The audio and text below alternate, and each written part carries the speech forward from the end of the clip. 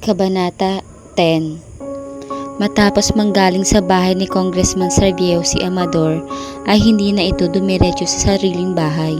Sa halip ay sumakay ito ng taxi patungo sa terminal ng isang bus. Nananatiling nakasunod ng palihimang kotse ni Lawrence sa bawat kilos ng matanda.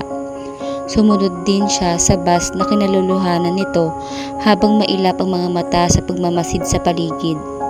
Baka may makakita siyang kakaiba, o baka may mapansin siyang mga tao na nakasunod sa matanda na tila kumukuha ng tiyempo. Pero hanggang makapasok sa South Luzon Diversion Road, ang kinalulunan nitong bus ay wala naman siyang napansin na kakaiba.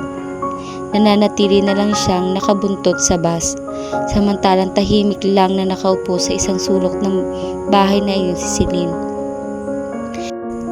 Nakatitig sa kawalan habang nakayuko ang mga kamao. Ayoko na ng ganitong buhay. Kung kamatayan ng katapat ng pagkalat sa sindikato, so be it. Pero hindi ko nasusundin si Red Scorpion. Marami na siyang sinira at sinayang na buhay. Tama na. Kung hindi ko pa ito wawakasan, marami pa siyang sisirain na buhay. Mga kagaya kong kabataan na bago pa lang lumalaki. Pero sa pilitan niyang kinukuha, kung kailangang isuplong ko sa batas ang lahat ng kanlaman ko, at kung kailangan ako mismo ang tumapos sa kanya, gagawin ko. Kailangan siyang mawala. Hindi na tama ang kanyang ginagawa, at hindi na rin tama itong mga pinaggagawa niya sa mga taong. Mahinang kalabog mula sa ibaba ng bahay ang pumakaw sa lumilipad na kamalayan ni Celine. Ano yun? May tao ba? Agad siyang napatayo at nakiramdam. Muli ay katahimikan na. Maingat siyang humakbang patungo sa bintana at sumilip sa maliit na siwang yon. Mula roon ay tanaw niya ang paligid ng solar na nayuyungyungan ng malalaking sanga ng mga puno at halos magdilim nasa makakapal na dahon. Maliban sa 3 asong pagala-gala sa looban ay wala naman siyang nakita. Kung may dumating na tao, siguradong matatahulan sina Rexo. Marahil ay hangin lang. Muli ay mahinang ingay. Shit, galing talaga sa ibaba yun. May nakapasok. Sa isiping iyon ay may ingat na lumabas ng silidang dalaga. Bahagyasan sumilip sa ibaba at kitang-kita niyang isang pang-ahas na kasakulukuyang inilalapad pasara ang pinasukang pinto. Walang kalatis na humakbang siya pababa ng hagdan. Ha? Eksakto lumingon na to ay simbilis ng kidlat na nilundagan ito ni Celine at agad na binalite. Papatay kita kung sino ka man. Celine, sandali! Sigaw ng pangahas na pailalim na sa kanya. Ha? Sukat doon ay natigilan siya at agad na hinawi ang mahaba nitong buhok na sumabog ng mahubad ang suot na cap. Via? Ano ka ba? Natatawang bahagya nitong itinulak ang dalaga mula sa pagkadagan nito. Anong ginagawa mo rito? Humihingal na umalis naman siya sa pagkakadagan dito at nasa palpak na lang ng upo sa lapag. Napabuntong hininga na lang si Via at tumayo na. Humakbang ito patungo sa komedor. Pasensya ka na ha. Alam ko nangako ako sa iyo na hindi ko guguluhin dito sa secret hideout mo. Hanggang wala kang pasabi, pero importante ang sadya ko. Kumuha ito ng baso at inungo ang rep para makagilap ng maiinom. Anong importante iyon? Napahakbang si Celine pasunod dito. Pabuntong hininga, ininom muna ni Via ang juice sa baso bago tumingin sa kanya. I'm sorry, pero ipinaliligpit ka sa akin ni Red Scorpion. Bumalatay ang lungkot sa mga mata nito. Ano? Tila nakarinig ng kulog at kidlat ang dalaga. Alam niya na pumalpak ka sa trabaho mo sa bahay ni Congressman Sarviejo. Alam din niya na hindi mo talaga pinatay si Amador Lozano at pinatakas mo pa ito. Damn, kahit may hinala na si Celine na alam na iyon ni Red Scorpion, hindi pa rin niya naiwasan ang kabahan. Pero huwag kang mag-alala. Alam mo naman na hindi ko iyon kayang gawin sa iyo. Isa pa, I need a lot of effort para matalo ka sa laban. Sinundan pa nito ng bagak na tawa ang sinabi at walang anumang humagakak pabalik sa sala. Kahit naman noon na hindi kita natalo, hindi ba? Via, nagagawa mo pang gawing biro ah. Anong gusto mong gawin ko? Galit na baling nito sa kanya. Magseryoso, umiyak, magwala dahil ang baliw na Red Scorpion ay patuloy tayong pinaglalaruan. Natigilan si Celine at napahinto sa tapat ng pinto. Damn it, Celine, alam mo ba kung anong nararamdaman ko nang i-email sa akin ng hayop na iyon ng bagong misyon na ito? Of all people, ikaw pa ang gusto niyang patayin ko? Hayop siya. Pagdaka ay napaiyak si Via. Via, bahagyang lumambot ang mukha na napahakak siya sa palapit dito. You don't have to say that. Alam ko ang feeling na ganyan at alam kong napakahirap talagang dalhin sa kalooban ng ganitong bagay. Pero ano sinabi mo na sa kanya? Ano pa? Siyempre ay oo, susundin ko siya. Pero nag-iisip na ako ng paraan kung anong gagawin. Alam niya na hindi ko siya susundin. Pasalampak na naupo na naroong divan si Pia. Tila naman ay tinutulos ng pagkatayo sa gitna ng sala si Celine. Anong ibig mo sabihin? Simple lang. Kailangan na nating lisanin ng hideout na ito at tuluyan na magpakalayo-layo sa kanya. Ayoko na. Nagsimula nang gumargal ang boses ni Via. Hindi ko na kaya ang maakita ng dugo. Hindi ko na kaya ang buhay na ito. Gabi-gabi binangunguta ko. Nakakita ko ang mga taong pinapatay sa akin ng hayop na yun. Pakiramdam ko, kapag kumakain ako, bumabaliktad ng sikmura ko dahil sa nalalanghap ko ang lansa ng dugo nila. Isa pa, alam kong hindi naniniwala si Red Scorpio na kaya kitang patayin. Sigurado ko may mga uutusan din siya para iligpit ako kapag pumalpak sa binigay niyang misyon. Nakuyom na lang si Celine ang kamao. Via, kung aalis tayo rito, saan tayo magtatago na mas magiging safe tayo? Ewan ko, bahala na. Ang mahalaga, makalayo tayo sa kanya. We have the money. Sapat na ang mga ipon natin sa bangko para mamuhay ng tahimik sa ibang lugar. Hindi. Mahaba ang kamay ng sindikato. May mga matang pusa na kahit nasa madilim ng lungga ay may kita ka. Itong ang lihim nating hideout ay baka alam na niya. Anong gagawin natin? Napabuntong hininga na lang ang dalaga at ilang sandaling napatitig dito. Kailangan nating lumaban. Kung gusto niya tayong iligpit, kailangan siyang unahan natin, di ba? Imposible ang sinasabi mo. Pader ang babanggain natin. Alam ko. Pero isipin mo nga, kaya lang naman siya malakas ay dahil tayo ang inuutusan niya. Tayo ang tagapagpatay niya sa mga taong kumakalaban sa kanya. Isa pa, may batas pa rin na posible nating sandalan. Tayo mismo ay kalaban ng batas. Oo, pero pwede tayong kumampi sa batas. Pero hindi sapat iyon para maselto tayo sa mga kasalanang nagawa natin. Then we have to face the consequence. Oo, kailangan natin pagbayaran ng mga kasalanang iyon. Pero tama lang, hindi ba? At least, baka mas may pag-asa pa tayo makapagbagong buhay kung nasa panig tayo ng batas. Ilang sandali na patitig sa kanya si Via. Sa tingin mo, kakayanin natin yun? Sana. Kahit siya ay hindi sigurado sa sagot. O Celine, naiiyak na payakpak na lang sa kanya ang kaibigan. Bakit nangyari sa atin ito? Hindi ko rin alam, pero alam mo ba nang palayain ko ang daddy ko? Parang gumaan ang puso ko. Siguro dahil sa kabila ng lahat, nagawa ko siyang patawarin. Talaga? Nalaman ba niya na ikaw ang nawawala niyang anak? Oo, alam mo ba, sabik na sabik nga ako mayakap siya. Pero pinigil ko ang sarili ko. Ayokong makita na nalalambot pa rin ako. Sayang naman, bakit hindi mo siya niyakap? Hayaan mo na, ikaw, natatanggap ba ang nanay mo ang perang lihim mo pinapadala sa kanila? Oo, nagagawa ko ng paraan na matanggap nila ang pera na para bang galing sa isang pilantropo na gusto lang tumulong sa mahihirap na nag-aaral nga ang dalawa kong kapatid na college. Kapag nakatapos na sila, hindi na ako mag-aalala kay nanay.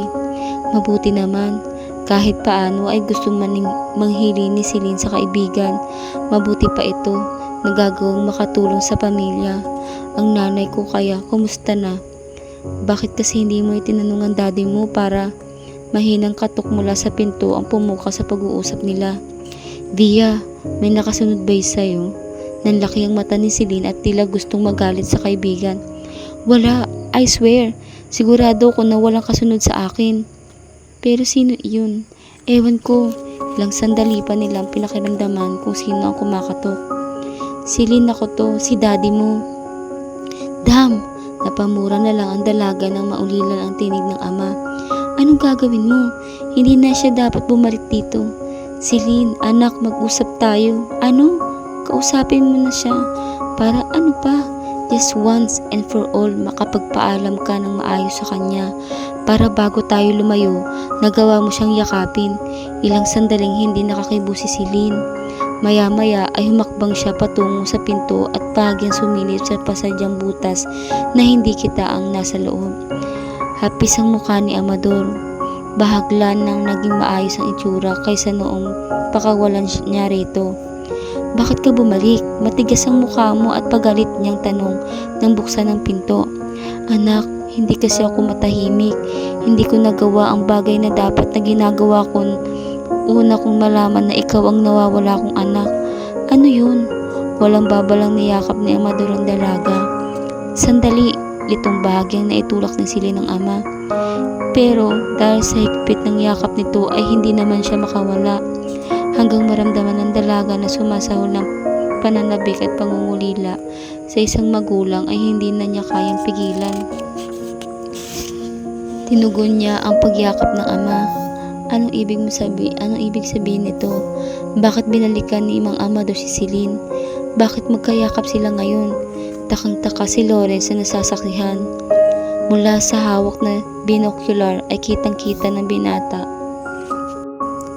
ang nagaganap sa bungad ng malaking bahay na iyon na nasa loob ng maluwag na solar habang nasa ibabaw siya ng mataas na pader na katabi ng malaking puno. Isa iyong maluwag na looban na manaliligid na matataas na pader at sa ibaba ay nagkalat na malalaking aso na sa unang tingin pa lang ay may hinuha ng mababaksik at nakakandang pumatay. Kung paano nakapasok sa maliit na gate na iyon si Mang Amador at hindi man lang ito sinugod ng aso. Gusto magpatakahan si Lawrence. Ano niya si Celine? Nagtataka ay pinagpatuloy ng binata ang pagmamasid sa paligid. Celine, ano bang lihim ng pagkatao mo at ganito na lang ang nararamdaman kong pag-aalala para sa kaligtasan mo? Nasa ganun siyang ayos nang makarinig siya ng sagitsit ng mga gulong ng sasakyan na humihinto. Shit! Ano to? Gera? Nagulat si Lawrence na makitang armado ng matataas na kalibre ng baril ang mga lalaking nagbababaan ng 3 van na huminto sa tapat ng saradong gate. Si Celine, sila ang pakay nila. Iyon agad na na-realize ng binata.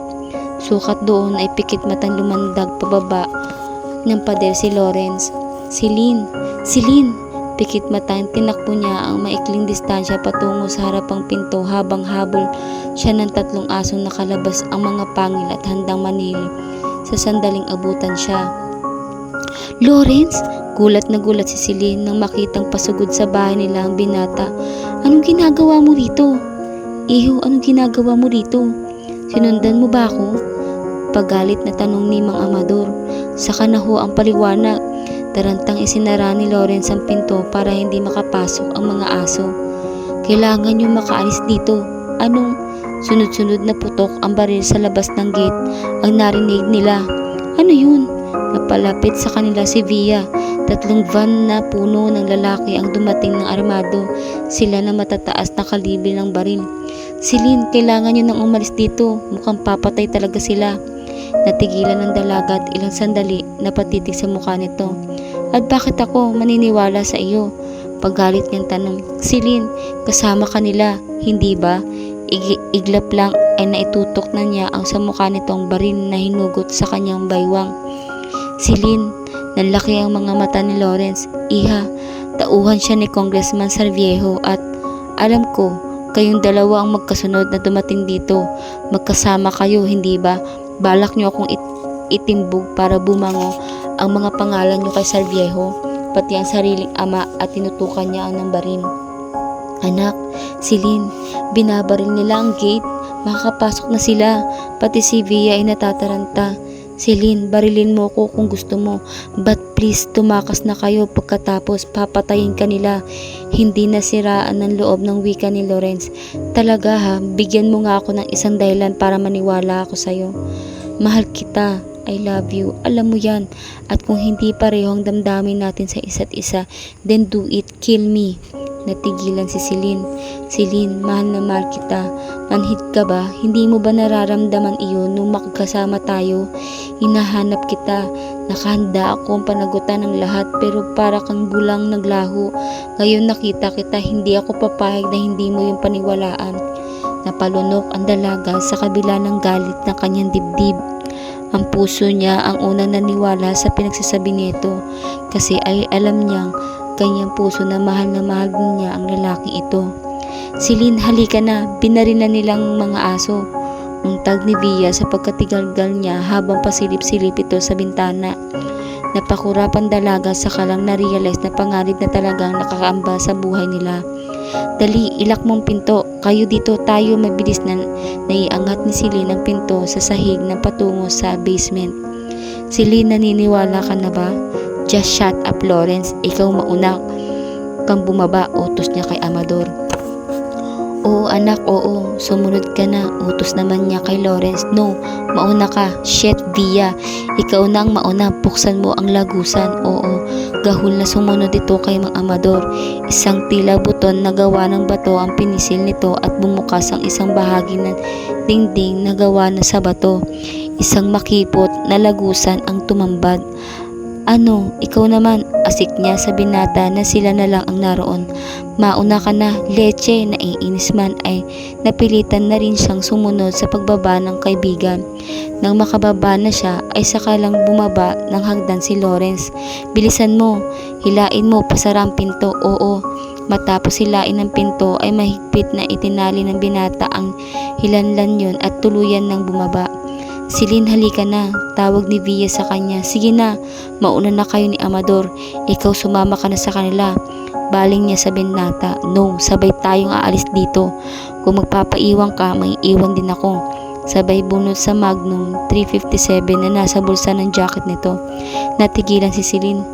Celine, halika na. Inilahad nito ang palad sa kanya. Ilang sandali, natigilan ng dalaga. I love you. Hindi ko na kayang mabuhay nang wala ka. Kung mapapahama ka rito, mas nanaisin kong mamatay kasama ka. Huwag kang baliw, Lawrence. Kahit mabuhay ako dito, hindi pa rin ako karapat-rapat sa iyo. Makasalanan ako, masamang tao. Uusigin din ako ng batas. Mula sa itaas ay dinig nila ang binalyong pinto upang mabuksan. Hanapin, doon sa itaas, sa likod, baka doon dumaan. Malakas na sigaw ng boses ng lalaki. Kailangan maiharap natin si Black Dragon kay Red Scorpion, patay man o buhay. Celine, sasamahan kita kapag isinunog ka ng batas. Ako ang magtatanggol sa iyo. At kung kailangan samahan kita sa loob ng kulungan, gagawin ko. Mahinang usal ni Lawrence habang nanatiling nakaladhad ang palad sa kanya. Lawrence, umangat ang kanyang kamay upang tanggapin ang palad nito. Nang tuluyang madaop ang mga palad ng dalawa, agad na hinila ng binata si Celine at mahigpit na niyakap. I love you, ilalabang kita ng patayan. Saka sinakop ng pananabik nitong mga labi ang mga labi niya. At sa muling pagkasalap ng mga labi ng binata, umalpas ang pananabik na kay Loon rin nasa puso niya. Tinugon ni Celine ang halik na iyon habang sa itaas ay naririnig nila ang lumalagabok na hakbang ng nagtatakbuhang lalaki na naghahanap sa kanila. Wakas, si Celine ay sumuko sa batas upang mapaghandaan niya ang pakikipagtagpo niya muli kay Red Scorpio. Kaya sa muli ay naging maganda ang pagiging relasyon nila ni Lawrence hanggang sila ay magkaanak. Salamat sa inyong pakikinig mga kapakit. Sana ay mag-subscribe and press the notification bell para patuloy na updated tayo sa ating mga story mga kapakit. Salamat.